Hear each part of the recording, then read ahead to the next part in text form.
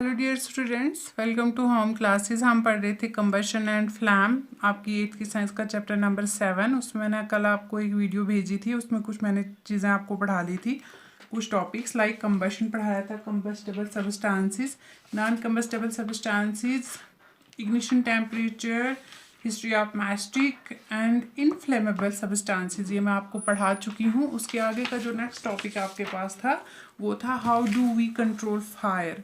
तो मैंने आपको कल बताया था कि कंबशन के होने के लिए 3 बेसिक नेसेसिटीज़ जो हैं वो हमारे पास oxygen, fuel and ignition temperature है। अगर कहीं पे आग लग जाती है और इनमें से अगर हम एक भी चीज़ को रिमूव कर देते हैं तो हम आग को कंट्रोल कर सकते हैं, बुझा सकते हैं। कैसे? देखिए, अभी मैक्सिमम केसेस में हम फ्यूल को रिमूव नहीं कर सकते, क्योंकि अगर एक बिल्डिंग में लग गई है आग तो बिल्डिंग पूरे की पूरी फ्यूल है वहाँ पे, हम बिल्डिंग को कैसे हटाएं वहाँ से? या फॉर एग्जांपल किसी पेट्रोल स्टेशन पे आग लग गई है तो पेट्रोल स्टेशन ही पूरा फ्यूल है, वो पेट्रोल ही पूरा फ्यूल, हम पेट्रोल को पूरे नहीं हटा सकते। तो मैक्सिमम केसेस में हम फ्यूल नहीं हटा सकते, तो हमारे पास फिर 2 कंडीशंस रहती हैं, या तो हमें वहाँ की हीट को रिड्यूस करना पड़ेगा या तो ऑक्सीजन की सप्लाई को कट ऑफ करना पड़ेगा, तभी जाके हम आग को बुझा सकते हैं। ठीक है, तो चलिए मैं आपको कुछ कंडीशंस बताती हूँ जिन कंडीशंस में अगर आग लग जाए तो आपको क्या करना चाहिए और आप कैसे कंट्रोल कर सकते हो, आग को कैसे बुझा सकते हो। देखो बच्चों, आपने नोटिस किया होगा कि जब भी आग लगती है तो फायर ब्रिगेड को फ़ोन किया जाता है। एक डिपार्टमेंट होता है, उसको फायर स्टेशन, उसको कॉल करके बुलाया जाता है कि यहाँ पे आग लगी है, आप पहुँचिए। तो वो पहुँच जाते हैं। मैं अपने एरिया की बात करूँ तो हमारे किश्तवाड़ में फायर स्टेशन है और उसका कॉन्टैक्ट नंबर ये है, आप रख लीजिए, भगवान न करे कभी आपको ज़रूरत पड़े तो आप इस नंबर पे कॉल कर सकते हैं और बुला सकते हैं उनको, अगर कहीं बहुत ज़्यादा आग भड़क गई हो किसी जगह पे जो आउट ऑफ कंट्रोल हो तो। ठीक है, तो चलो अब हम आपकी साइंस में जो कुछ कंडीशंस दी गई हैं वो मैं आपको बताती हूँ कि उन कंडीशंस में आप कैसे कंट्रोल कर सकते हो फायर को। फर्स्ट कंडीशन आपके पास है फायर ऑन वुडन थिंग्स या पेपर या क्लॉथ्स वगैरह। शॉप्स एंड हाउसेस भी हैं इसमें, लेकिन पहले हम छोटी चीज़ों की बात करते हैं। अगर आप लकड़ी की किसी चीज़ में, आपकी पेपर वाली किसी शेल्फ में या कपड़ों में आग लग गई है तो आपको क्या करना चाहिए? आप उस पर वाटर स्प्रे कर सकते हो, या अगर वाटर स्प्रे नहीं तो कोई वेट ब्लैंकेट, कोई भी गीली ब्लैंकेट उन चीज़ों के ऊपर डाल दो। जैसे आप उनके ऊपर ये चीज़ डाल दोगे तो गीली जो आपके पास ब्लैंकेट होगी वो टेम्परेचर डाउन कर देगी जाके वहाँ पे। ठीक है, और हमारी जो फायर है वो बुझ जाएगी, आग बुझ जाएगी वहाँ पे। अगर शॉप या हाउस में आग लग गई, क्योंकि ये बड़ी चीज़ है, तो किसी दुकान में या किसी घर में आग लग गई तो आपको फायर ब्रिगेड को ही बुलाना चाहिए, क्योंकि वहाँ बहुत ज़्यादा पानी लगेगा और पानी का ही स्प्रे करना पड़ता है वहाँ पे। उनके पास पाइप होती है एक बड़ी जैसी, जिस पाइप को फुल प्रेशर के साथ पानी फेंकते हैं उस बिल्डिंग के ऊपर, और जब वो पानी फेंकती है उस बिल्डिंग के ऊपर तो ऑक्सीजन सप्लाई कट ऑफ हो जाती है, टेम्परेचर भी डाउन हो जाता है, इस वजह से आग बुझ जाती है। ठीक है बच्चों, नेक्स्ट हमारे पास है fire breakout in petrol station. किसी भी तेल वाली, या पेट्रोल है हमारे पास या कैरोसिन हो गया या ऑयल वाली किसी भी चीज़ में अगर आग लगे तो आप क्या करोगे? आप पानी फेंकोगे? नहीं, पानी मत फेंकना, क्योंकि आपको पता है कि जो ऑयल होता है, जो तेल होता है, वो हल्का होता है, बहुत लाइट होता है एज़ कम्पेयर टू वाटर, और वो वाटर के ऊपर ही फ्लोट करता रहता है। तो अगर आपने पानी फेंका ऐसी सिचुएशन में जहाँ पेट्रोल या केरोसिन या ऑयल वाली किसी भी सिचुएशन में अगर आग लगी हो तो वो पानी के ऊपर फ्लोट करता रहेगा और आग और ज़्यादा भड़क जाएगी। तो फिर आप वहाँ पे क्या करोगे? वहाँ पे आपको सैंड या सॉइल यूज़ करनी चाहिए, रेत फेंकनी चाहिए उसके ऊपर। अगर रेत नहीं है तो मिट्टी तो होगी, मिट्टी फेंक दो उसके ऊपर। तो जब ये आप सैंड या सॉइल फेंकोगे उस जगह पे तो उससे ऑक्सीजन की सप्लाई कट ऑफ हो जाएगी। आग बुझ रही है, आपने रेत फेंक दी तो ऑक्सीजन मिलना इसको बंद हो जाएगा। जब इसको ऑक्सीजन मिलना बंद हो जाएगा तो ऑटोमेटिकली आग बंद हो जाएगी, बुझ जाएगी, क्योंकि आग जलने के लिए तो ऑक्सीजन बहुत ज़्यादा ज़रूरी होता है ना। ऑक्सीजन बंद हो गया तो कैसे जलेगी? वो बुझ जाएगी आग। Okay, then fire break down in electrical equipments. Electrical equipments means आपके पास अगर बिजली का कोई सामान है, बिजली की कोई चीज़ है, फॉर एग्जांपल घर में आज बहुत सारी बिजली की चीज़ें होती हैं, अगर उनमें आग लग गई तो आप क्या करोगे? आप पानी फेंकोगे कि सैंड फेंकोगे? सैंड तो बिल्कुल भी नहीं फेंक सकते, वहाँ पे सैंड भी नहीं फेंक सकते, और पानी तो फेंकना ही मत, क्योंकि आपको पता है कि वाटर जो होता है वो गुड कंडक्टर होता है इलेक्ट्रिसिटी का। मीन्स वो लाइट को खुद में से बहुत ईजिली पास होने देता है, और अगर आप पानी फेंक रहे हो तो वो पास होके आप पे ही ना चिपक जाए और आपको ही करंट लग जाएगी। ठीक है, तो इसलिए जब भी अगर इलेक्ट्रिकल इक्विपमेंट्स पे आग लगे तो वहाँ पे पानी गलती से भी मत फेंकना। वहाँ पे आप क्या यूज़ कर सकते हो, वहाँ पे आप यूज़ कर सकते हो फायर एक्सटिंग्विशर्स। फायर एक्सटिंग्विशर्स क्या होते हैं, ये सिलेंडर्स होते हैं जिनमें कार्बन डाइऑक्साइड गैस को फिल करके रखा होता है, और किसी भी डिपार्टमेंटल बिल्डिंग में, हॉस्पिटल्स में, या किसी गाड़ी में, हर गाड़ियों में आपको ये सिलेंडर्स मिलते ही हैं। वो इसलिए कि किसी एडवर्स कंडीशन में अगर फायर लग जाए तो वहाँ पे इनको यूज़ किया जाए और आग बुझाई जाए। तो कार्बन डाइऑक्साइड गैस को यूज़ किया जाता है एज ए फायर एक्सटिंग्विशर, और अगर किसी इलेक्ट्रिकल इक्विपमेंट में आपकी आग लग गई है तो आप वहाँ पे इसको यूज़ कर सकते हो, स्प्रे कर सकते हो कार्बन डाइऑक्साइड को, जिससे कि वो ऑक्सीजन की और हीट की क्या कर देगी, सप्लाई बंद कर देगी, ऑक्सीजन की सप्लाई बंद कर देगी, टेम्परेचर डाउन कर देगी और आग बुझ जाएगी। क्लियर। अगर आपके पास फायर एक्सटिंग्विशर नहीं है तो देन आपके घर में सोडियम बाइकार्बोनेट होगा। ठीक है, सोडियम बाइकार्बोनेट किसको कहते हैं पता है आपको, बेकिंग सोडा, जो आप आटे में डालते हो जिससे आटा फूलता है। Okay, that is sodium bicarbonate. तो आप सोडियम बाइकार्बोनेट को भी उस जगह पे फेंक सकते हो, क्योंकि सोडियम बाइकार्बोनेट भी बहुत सारी कार्बन डाइऑक्साइड को रिलीज करता है, जिससे कि आग बुझ सकती है वहाँ पे। Okay, then forest fire. Forest fire में जंगल में आग लगती है। अब जंगलों में आग कब लगती है, अब हम कभी मोस्टली तो इंसानों की वजह से लगती है। हम लोग जंगल में जाते हैं, गलती से कुछ जलता हुआ भूल जाते हैं और उससे आग लग जाती है। बट अगर हम नहीं तो नेचुरल तरीके से गर्मियों में जब बहुत ज़्यादा गर्मी होती है, घास बहुत सूखी होती है, तो उसमें अचानक से आग लग जाती है। तो उस आग को बुझाने के लिए हम क्या करें, वेट ब्लैंकेट भी यूज़ नहीं कर सकते, सैंड और सॉइल भी नहीं कर सकते, मतलब इतना तो फायर एक्सटिंग्विशर्स हमारे पास होंगे ही नहीं कि हम पूरी फॉरेस्ट फायर को बुझा सकें। तो उसमें क्या किया जाता है, वाटर ही एक हमारे पास सोर्स रहता है कि जिससे हम आग बुझाएं।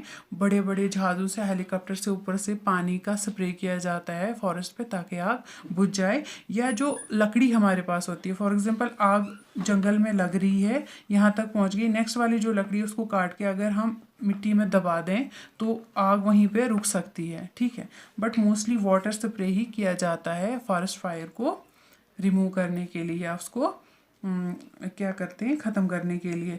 तो वहाँ पे हम क्या करते हैं, जब हम पानी डालते हैं फॉरेस्ट में, तो एक तो हम फ्यूल को अगर हम बरी कर देंगे, अगर हम लकड़ी को बरी कर देंगे मतलब दबा देंगे मिट्टी में, तब तो हम फ्यूल को एलिमिनेट कर देंगे। फ्यूल ही एलिमिनेट होगा तो आग लगेगी किस पे। अगर फ्यूल एलिमिनेट नहीं कर सकते तो हम पानी डाल के टेम्परेचर डाउन कर देंगे, हीट कम कर देंगे। अगर टेम्परेचर डाउन हो गया तो आग नहीं लगेगी। ठीक है, क्योंकि एक पर्टिकुलर टेम्परेचर चाहिए ही होता है हर चीज़ को फायर के लिए, मतलब कंबशन के लिए, जो मैंने आपको कल इग्निशन टेम्परेचर पढ़ाया था। इसके आगे हमारे पास है टाइप्स ऑफ कंबशन। तो टाइप्स ऑफ कंबशन हमारे पास 3 टाइप्स के हैं। एक rapid combustion, that is spontaneous, and explosion. Rapid combustion हम किसको कहेंगे, जैसे जब आप गैस जलाते हो, जैसे आप गैस ऑन करते हो, लाइटर से करते हो, लाइटर को यहाँ से, तो आग जल जाती है, एकदम से आग लग जाती है उसमें। या अगर आप स्टोव पंप देते हो और उसके बाद तीली डालते हो उस पर तो आग लग जाती है। ठीक है, उसको हम रैपिड कंबशन कहेंगे। जल्दी से आग पकड़ लेती है वो चीज़। ठीक है, गैस बर्नर जैसे रैपिडली जलते हैं और हीट एंड लाइट प्रोड्यूस करते हैं। कंबशन बहुत फास्ट होता है इसमें, जैसे, लेकिन इसमें क्या है, हमें सोर्स बाहर से प्रोवाइड करना पड़ता है। जैसे मैच स्टिक से हमें जलाना पड़ेगा या हमें लाइटर यूज़ करना पड़ेगा। तो रैपिड मीन्स जल्दी से जो कंबशन हो जाता है, मतलब with in friction of seconds में जो हो जाए, उसको रैपिड हम कंबशन कहेंगे। स्पॉन्टेनियस कंबशन हम किसको कहेंगे, ये कंबशन खुद से हो जाता है, हमें सोर्स की ज़रूरत भी, हमें ना लाइटर जलाना पड़ता है ना मैस्टिक यूज़ करनी पड़ती है, खुद से ही हो जाता है। फॉर एग्जांपल हमारे पास 2 एलिमेंट्स है, सोडियम एंड फास्फोरस। अगर आप उनको ऑक्सीजन में एक्सपोज कर दोगे गलती से, अगर आप मोस्टली उनको कैरोसिन में स्टोर करके रखा जाता है। ठीक है, अगर हम गलती से उनको हवा में ले आए और वो ऑक्सीजन के कांटेक्ट में आएंगे तो खुद से जलने शुरू हो जाते हैं। ठीक है, अचानक से जलने शुरू हो जाते हैं, जैसे जंगलों में अचानक से आग लग जाती है, या कोल माइंस जो होती हैं, कोल डस्ट में अचानक से आग लग जाती है। कोई सोर्स नहीं, हम उसको कोई आग बाहर से प्रोवाइड नहीं करते हैं, कोई लाइटर से हम आग नहीं जलाते वहाँ, लेकिन खुद ही नेचुरली आग लग जाती है वहाँ पे।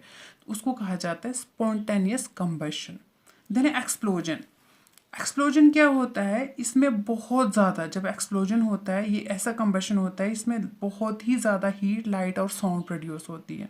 लेकिन इसमें भी हमें सोर्स देना पड़ता है। फॉर एग्जांपल जब हम दिवाली होती है या कोई फेस्टिवल होता है तो हम क्रैकर्स बर्न करते हैं, पटाखे जिनको आप लोग बोलते हो, ठीक है।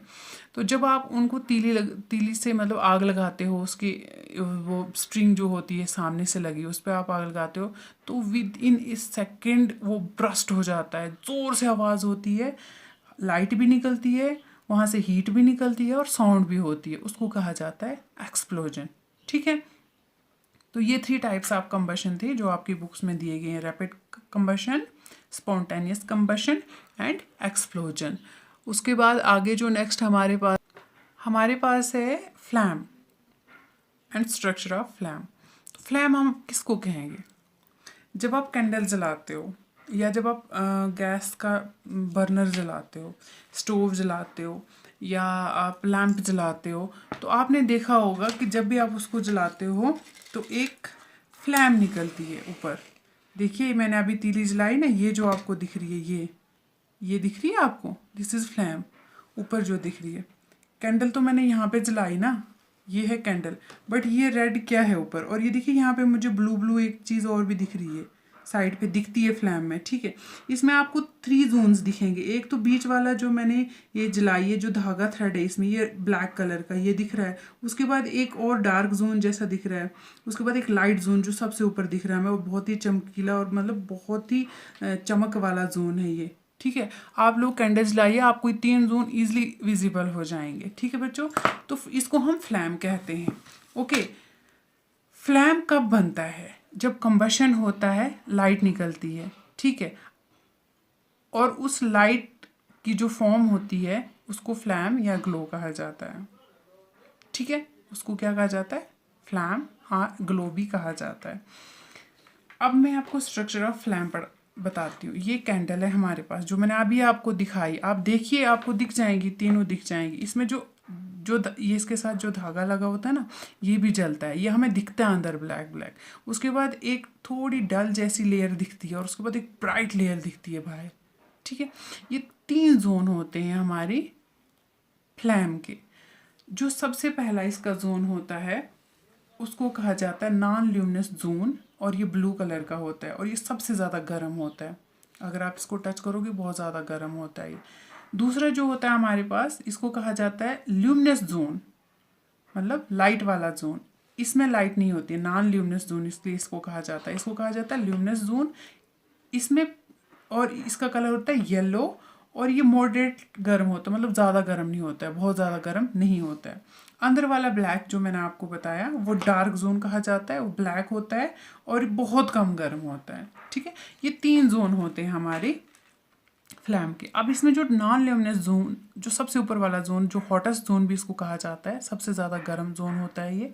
यहाँ पे कंबशन कंप्लीट हो जाती है, कंप्लीट कंबशन हो जाती है यहाँ पे।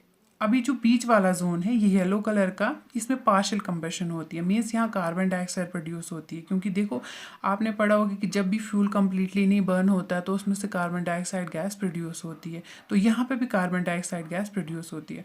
अगर आप इसको देखना चाहते हो तो आप एक स्लाइड लीजिए या कोई ग्लास लीजिए, प्लेट लीजिए, इस वाले पोर्शन में आप रखिए थोड़ी देर, 10 सेकेंड तक उस प्लेट को। फिर आपको उस प्लेट के नीचे काला काला मतलब स्पॉट्स दिखेंगे।